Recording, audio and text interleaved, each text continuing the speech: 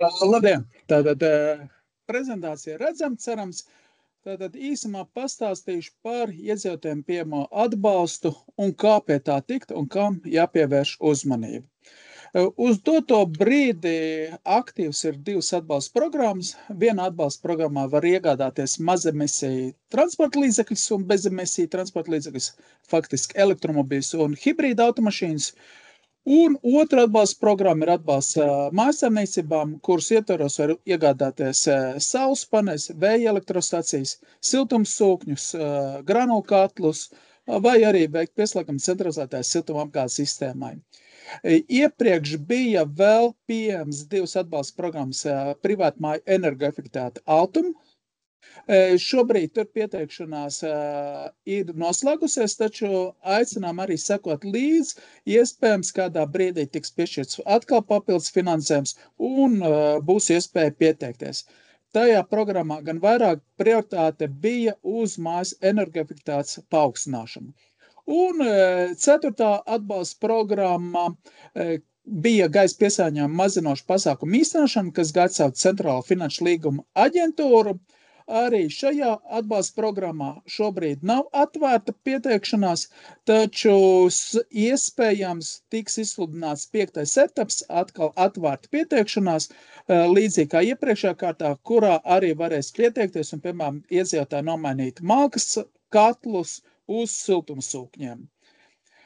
Atgriežoties tātad pie manas prezentācijas par emisiju kvotu izsolīšanas instrumentu, tātad automašīnu iegādē ir pieejams 15 miljonu finansējums un programma ir atvērta līdz šā gada 31. decembrim. Atbalsts mājsaimniecībām ir šobrīd piešķirta 45 miljoni un arī atvērta pieteikšanās ir līdz šā gada 31. decembrim. Tie, kas aktīvi sako līdzi, ir jau pamanījuši, kad atbalstam mājsaimniecībām iesniegums skaits jau pārsniedz 45 miljonus eiro. Tā informācija, ko mēs varam šobrīd teikt, kad mēs turpinām pieņemt projektu iesniegumus, reģistrēt, un ir cerība, ka tiks būtiski palielināts pieejamais finansējums mājsaimniecībām un arī pagarināt programmu, jeb konkursu kārtību, iespējams pat līdz 30. gadam.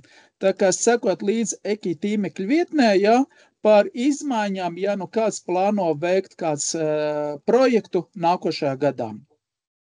Kādi ir tie būtiskākie nosacījumi šobrīd un kas saglabāsies, lai varētu pretendēt uz atbalstu?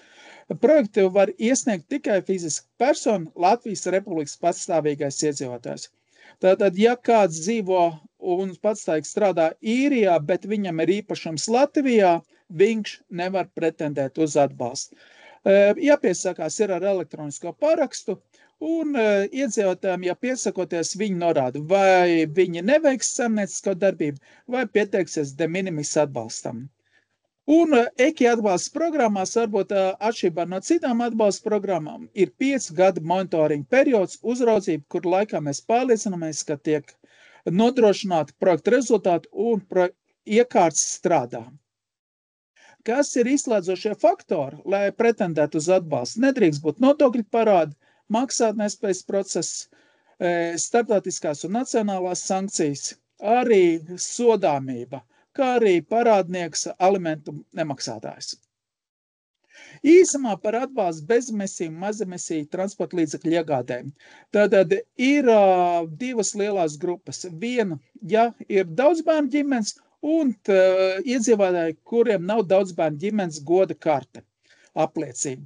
Tātad iegādāties jaunu elektromobīlu atbalsts, standarta atbalsts ir 4500 eiro, taču daudzbērnu ģimene iegādās ar vismaz 7 vietām atbalsts jau var saņemt 9000 eiro.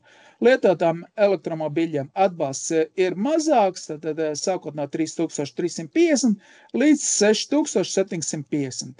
Un ir paredzēts arī atbalsts par ārēju lādējumu hibrīdu auto iegādi, kas sakrīt ar jaunu elektromobīļu iegādes atbalstu. Papildus ir arī šajā vasarā palielināts atbalsts par esošā transporta līdzekļu norakstīšanu. Tad šobrīd, ja norakstīsiet un nodosiet automašīnu, veco automašīnu pārstrādes uzņēmumam, tad atbalsts būs vēl 2000 eiro.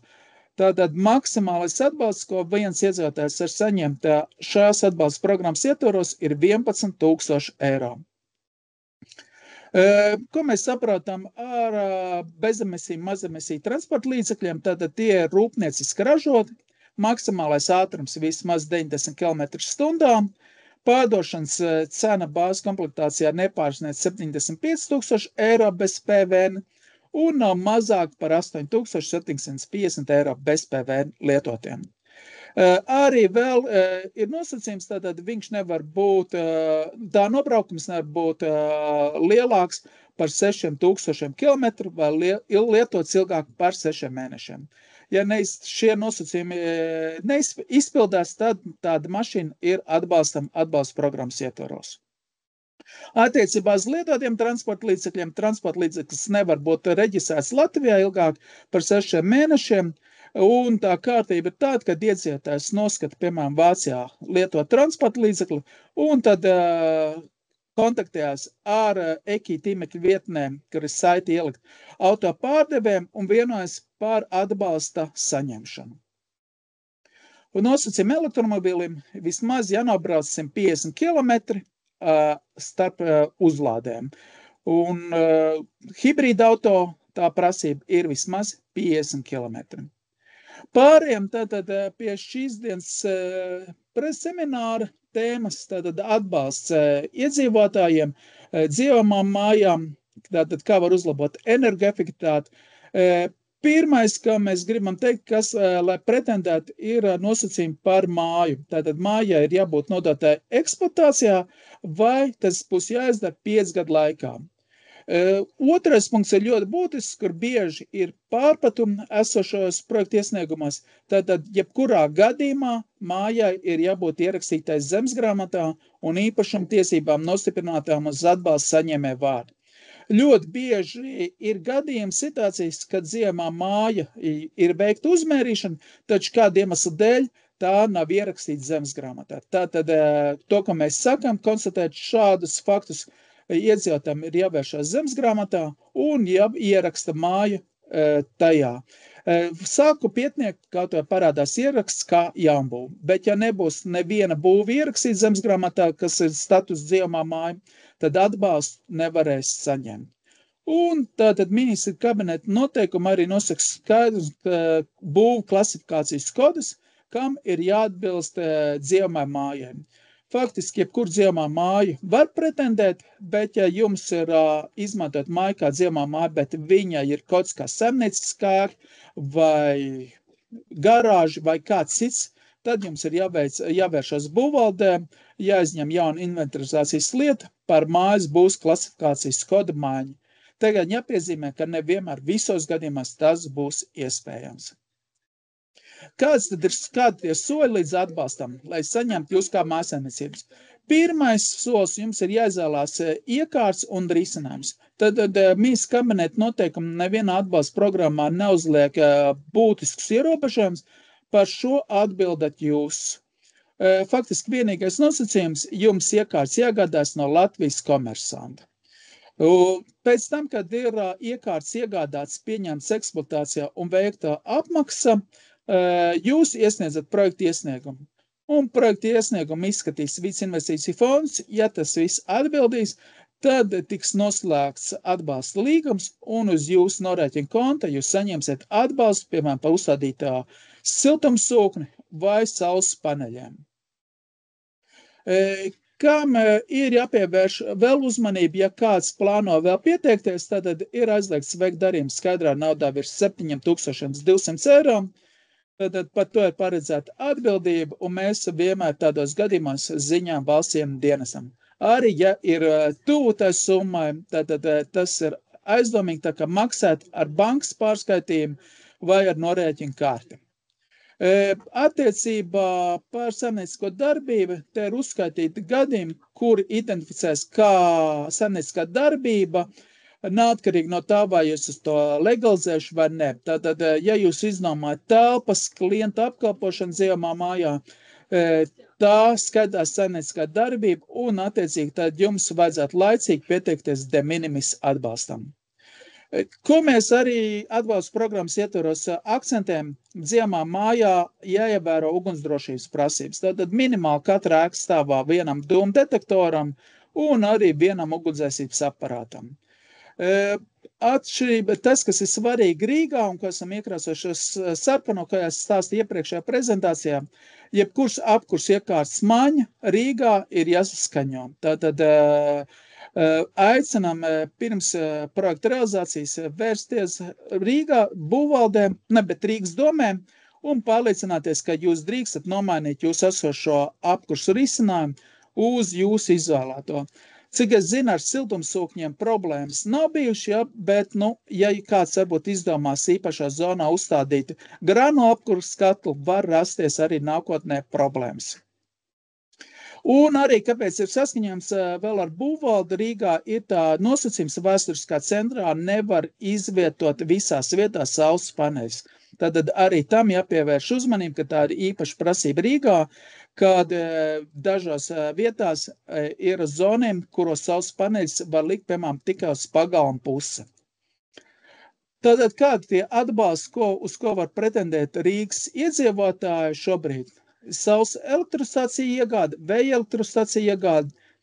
Saules elektrostacija gadījumā maksimāls atbalsts ir 4000 eiro, vēja elektrostacija gadījumā maksimāls atbalsts 11 000 eiro. Uzsākot projektu realizāciju šobrīd, ja, tātad mēs akcentējam to, ka līgums par elektrības pieslēgumu būs jābūt uz dzīvamās mājas īpašnieku vārdu. Agrāk, iepriekš, pirms šā gada 1. māja, mēs stāstījām, ka tas nav tik svarīgi, taču pēc 1. māja ir mainījušies nosacījumi, un tādējādi tas, kas ir tam, kam pieder dzīvamā māja, tas nopērk iekārtas, uz tā vārda ir elektrības pieslēgums, tas noslēdz līgumu par neto norēķinu sistēmu un piesakās atbalstam. Tātad bišķiņ sarežģītāk nekā pirms 1. māja. Saules paneļus joprojām var uzstādīt gan uz dzīvamās mājas jumta, uz blakus esošo īpašumu, uz zemes, vai cits zemesgrāmatā ierakstīts būvs. Tad arī, ja uzstāda uz būvi, tai ir jābūt ierakstītais zemesgrāmatā. Par zemesgrāmatām jārodās šaubas, aicinām vērsties būvvaldē, vai jūsu būve ir jāraksta zemesgrāmatā. Principā mazbūves nav jāraksta, taču citreiz var arī būvvalde pateikt, ka tā ēka, ko esat uzcēluši, bez saskaņojuma būtu jāraksta zemesgrāmatā. Tā kā aicinām, un tad tas būs aizkavēs projekta apstiprināšanu.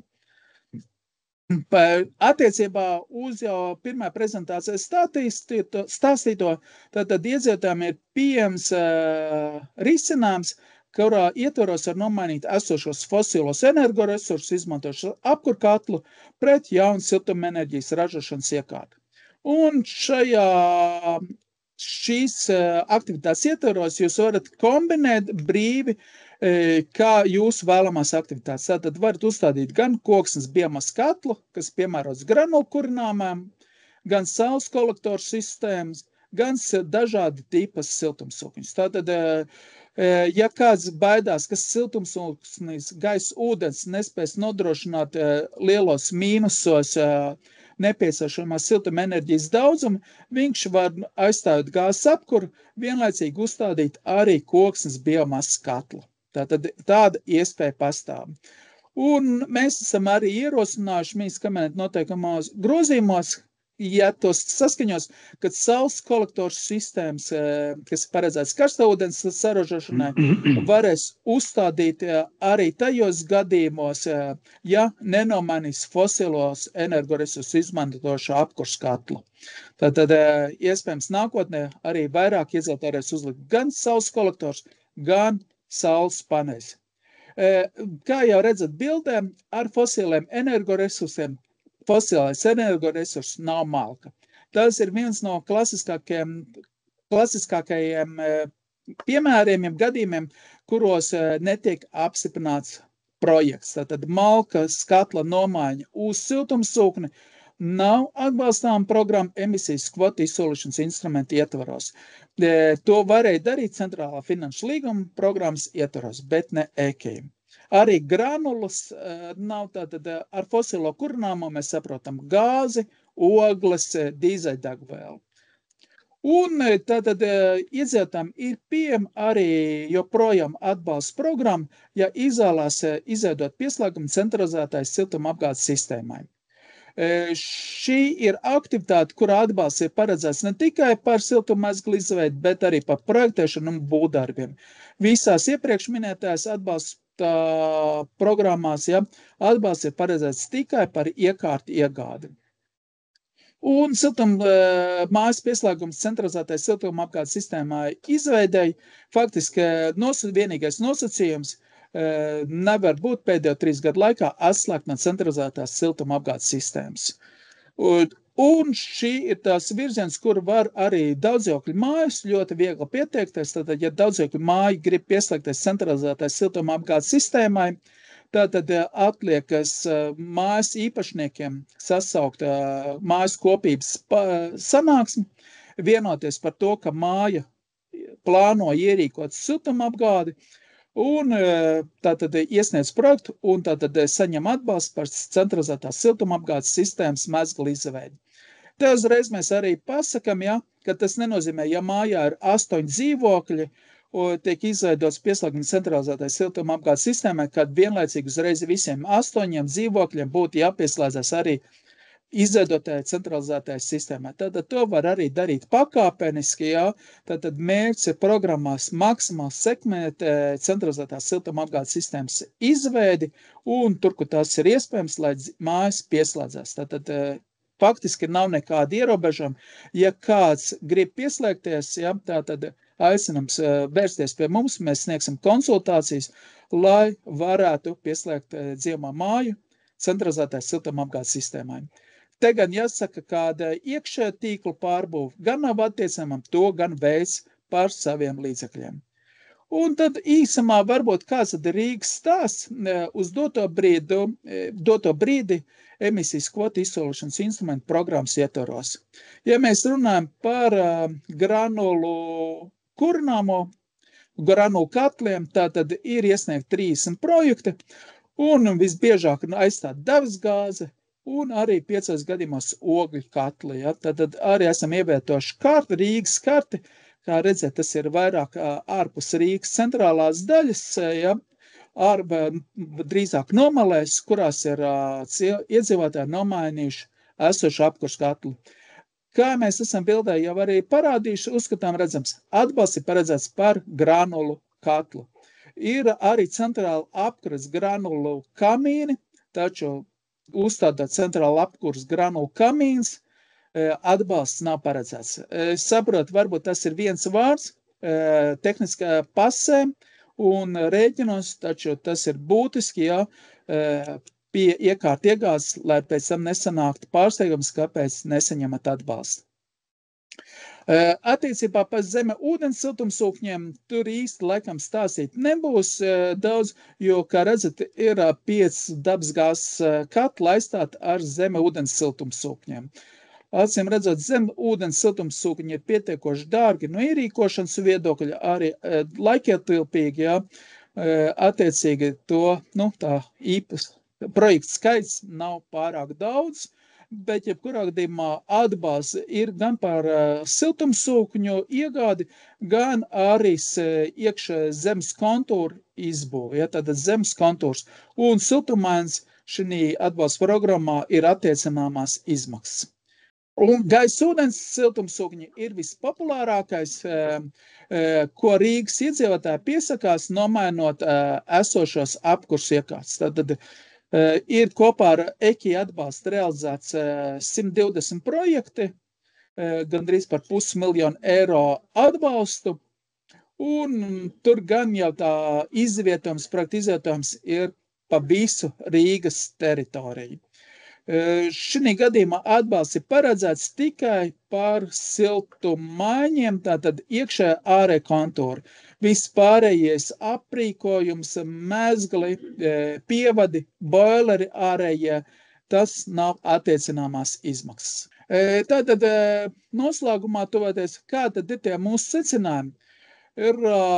No Rīgas nav pārāk gan daudz, ir 2 projekti ir atsaukt pēc iesniegšanas, un ir 4 Rīgas projekti noraidīti. Tātad iemesli, kāpēc mēs esam noraidījuši Rīgas iedzīvotāju projekts, tātad nav bijis iepriekš fosilais kurināmais vai dokumenti, kas to pamato. Un te mēs to stāstītu ar to, kad, ja pa mājā, piemēram, ir bijis gāzes apkur, bet gāzes apkur nav bijis lietot pēdējos 3 gadus, arī tajā gadījumā uz atbalstu nevar pretendēt. Tātad pēdējā gada laikā ir jābūt fosilā kurināmā patēriņam, un gāzes gadījumā tie būs rēķini. Ogļu gadījumā tātad tur būs ogļu iegādes čeki, arī fotogrāfijas ar oglēm, vecais skatus, lai mēs redzam, ka tiešām ir bijis reāli izmantots. Un otrs tipiskākais iemesls, kāpēc projekti varētu tikt nomainīti, kā jau redzam bildēm, projekts ir iesniegts par vienu dzīvokli, nevis par māju kopumā. Tātad atbalsta programma paredz to, ka atbalsts tiek piešķirts visai mājai kopumā. Attiecīgi, ja kāds Rīgā, piemēram, 4 dzīvokļu mājā, dzīvot 2. stāvā, grib nomainīt savu gāzes katlu uz siltumsūkni, tādās gadījumos atbalsts nav paredzēts. Ir tikai paredzēts, ja viss māja vienojās par centralizētu risinājumu vai pieslēgam centralizētai siltumapgādes sistēmai. Aizķeršanās varbūt ar Rīgas projektiem, tātad nav iesniegts Rīgas valstspilsētas pašvaldības siltumapgādes jautājumu komisijas lēmums par apkurses maiņu. Te gan varbūt cerams nākotnē viņi mainīs savu kārtību, un ja iedzīvotāji izvēlēsies uzstādīt siltumsūkņus, tad tas būtu kā izņēmums, kur gadījumā nevajadzētu tāds lēmums iesniegt. Bet šobrīd tāds lēmums ir iesniedz arī, ja uzstādas siltumsūkņus, tā kā bieži mums nākās aizrādīt iedzīvotājiem, ka jums ir pēc projekta realizācijas jau pēc faktiski apkurses iekārtas nomaiņas jādodās uz komisiju un saņemt lēmums, ka to drīkst darīt. Par to, ka māja nav ierakstīta zemesgrāmatā, tas jau arī es jau iepriekš minēju. Arī līdzīgi kā centrāla apkurses granulu kamīns nesaukt ar centrālu apkurses granulu katlu. Ko būtiski, kas ir Rīgā ļoti arī aktuāli, atbalstu grib saņemt par jaunbūvēm, kur iepriekš nav bijis apkura. Šādos gadījumos atbalsts nav paredzēts un arī netiek plānots izmaiņas ministra kabineta noteikumos, kad jaunbūvēm varētu tikt piešķirts atbalsts. Faktiski, ja kāds šobrīd Rīgā ceļ jaunbūvi un grib saņemt atbalstu par apkursu risinājumu, tad vienīgais variants viņam ir pieslēgums centralizētai siltumapgādes sistēmai, un tajā gadījumā viņi saņemtu atbalstu. Jaunbūves gadījumās gan ir pieejams atbalsts par saules paneļu uzstādīšanu. Un, jā, tad malkas katliem un krāsniem jau minēja, ka tas nav atbalstāms. Un to, ko gribam akcentēt, jā, kad ļoti bieži Rīgā cilvēki izvēlas uzstādīt gan siltumsūkņus, gan saules elektrostacijas. Kad bija netā uzskaits sistēma, tas bija ļoti izdevīgi, jo varēja vienlaicīgi saražot elektrību vasarā, viņa uzkrājās virtuālā akumulatorā un ziemā izmantot siltumsūkņu darbināšanai. Domāju, ka pēc šīs apkurses sezonas iedzīvotāji, kur jau būs uzstādījuši neto norēķinu sistēmu, būs lielāka pieredze, kā svārstās elektrības cenas, un sagaidām arī, ka nākošā gadā atkal cilvēki aktīvāk izvēlēsies kombināciju saules elektrostācija plus siltumsūkņi. Un pēdējais, laikam, novēlējums, ko mēs visiem mēģinām stāstīt, pirms uzstādāt, ja veicat apkurses iekārtas nomaiņu, pārliecināties par mājas energoefektivitāti. Kāpēc es jums to gribu akcentēt nobeigumā? Tātad ļoti bieži cilvēki domā, man ir liels izmaksas par gāzi, es tātad uzstādīšu siltumsūkni un samazināšu apkurses izmaksas.